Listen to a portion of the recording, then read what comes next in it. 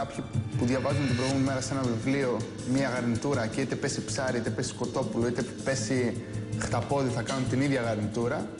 Αυτό πρέπει να τελειώσει. Εύχομαι να είναι όσο πιο δύσκολο γίνεται. Δεν είναι ξαλάτι. Αλάτι πιπέρι.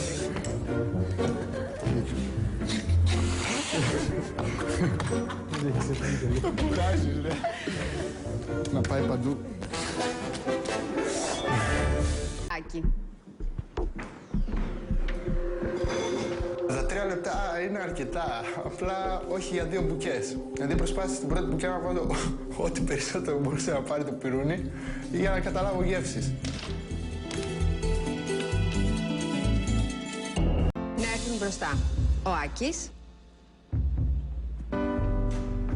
ο Μιχάλης και ο Αντώνης.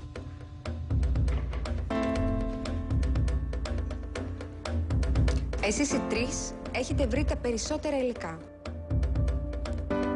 2 από εσάς βρήκατε 10 και ένας από εσάς βρήκε 11, ο οποίος είναι και ο νικητής της δοκιμασίας. Οι υπόλοιποι 6 έχετε βρει από 9 υλικά. Ο νικητής που βρήκε 11 υλικά και θα καθορίσει σε μεγάλο βαθμό τι θα γίνει στο τεστ δημιουργικότητας είναι...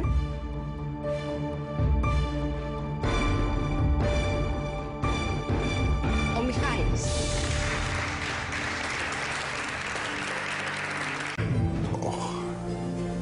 Την κάτσαμε. Γιατί άμα από τους 2 ένας δεν είναι καλός, δεν βγαίνει, ρε παιδιά. Το πέμπτο, ο Μαύρος και τον Άκη. Πάντα είναι σε χωριστές ομάδες τις περισσότερες φορές και παίρνουν τα ενία πάντα της ομάδας και στο τέλος τα ακούνε και γι' αυτό. Και ήθελα να τους βάλω μαζί για να έχω το κεφάλι τους ήσυχο. Εντάξει, πιστεύω ότι τι καλύτερο από να δουλέψω εγώ μαζί με τον Άκη. Αυτά είναι. Αυτά είναι. Δηλαδή είναι η καλύτερη δοκιμασία που μπορεί να σου τύχει. Λοιπόν, πρέπει να σκεφτείς και κάτι άλλο, φίλε μου. Δεν θέλουμε να πούμε ούτε τελευταίοι, ούτε πρώτοι. Αυτό είναι το μόνο σίγουρα. Του είπα, μάγκα, εμείς δεν θέλουμε ούτε τελευταίοι, ούτε πρωτιά. Οπότε θα κάνουμε κάτι ωραίο, αλλά πήραμε απλές Παρασκευές. Οπότε είπαμε να το παίξουμε έτσι, γιατί και εγώ δεν θέλω. Αρχηγεία, ειδικά με τον Γιάννη τον Μαργαρή, έτσι. Γιάννη, Άκη, γρήγορα στην αποθήκη, είστε οι τελευταίοι. Προσωπικά στην ομάδα μας χωριστήκαμε. Το ένα πιάτι θα το κάνει ο ένας και το άλλο πιάτι θα το κάνει ο άλλος. Οπότε θέλω εγώ θυμάρι, θέλει και ο Γιάννης θυμάρι. Πάρει και για τους 2. Θέλω εγώ σκόρδο, θέλει και αυτό. Θα πάρει και για τους 2. Είναι, πιστεύω, 2 λεπτά είναι αρκετά. Εγώ πάντως με τόσα πράγματα που παίρνετε θα τάιζα 10 ανθρώπους.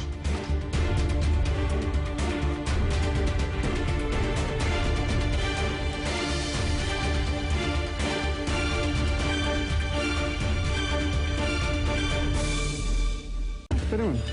Άραξε. Ο ένας βοήθησε τον άλλον πάρα πολύ. Ας πούμε, έβγαλε την παρμεζάνα και πήγα το έκανα εγώ τις φωλιές παρμεζάνας. Δεν ήξερε πώς να το κάνει.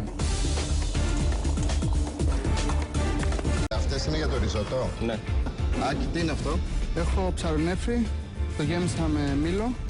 Εδώ πέρα θα κάνω τις πατάτες, θα τις βράσω πρώτα και θα τις δώσω τελευταίο χρώμα στο βούτυρο. Εδώ πέρα θα κάνω πουρές ελληνόριζας. Και έχω κάνει και τσίπς πατάτας εδώ πέρα για να ντεκοράρω. Τα υλικά που σου περισσέψανε πού είναι? Θα είναι μόνο. Σίγουρα. Παιδιά, μισή ώρα ακόμα. Άκη και Γιάννη, σας παρακαλώ, φέρτε τα πιάτα σας μπροστά στους κριτές.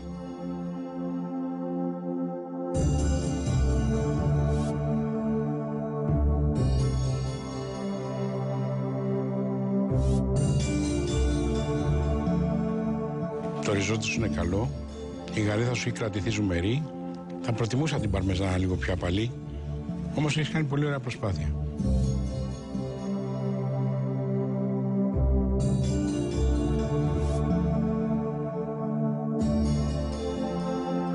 Ήθελα να δω πώς θα δέσει το ψαρονέφρι με το μήλο και μάλιστα το πράσινο μήλο. Μ' αρέσει πάρα πολύ. Θεωρώ ατυχές το γεγονός ότι το συνόδευσε με τη σελινόριζα πουρέ, που δεν είναι καλά εκτελεσμένη, και μία πατάτα βρασμένη. Νικητές του τεστ δημιουργικότητας είναι ο Άκης και ο Γιάννης. Ήμασταν πολύ παράξενα για πρώτη φορά. Ήθελα να νικήσω, αλλά όχι στη συγκεκριμένη δοκιμασία. Ήθελα αυτή τη βδομάδα να βγω αρχηγός, αλλά δεν ήθελα να βγω με τον Γιάννη. Θα ήθελα μια φορά να είμαι εγώ, ο Γιάννης και ο Μιχάλης στην ίδια ομάδα.